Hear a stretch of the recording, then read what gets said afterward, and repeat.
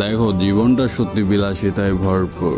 কেউ সত্য বিলাসিতার জীবনের ছোঁয়া পায়, আবার কেউ বা করে অভিনয়। জীবনে এই সুন্দর ভুবনের মোহমায়া ত্যাগ করতে হবে।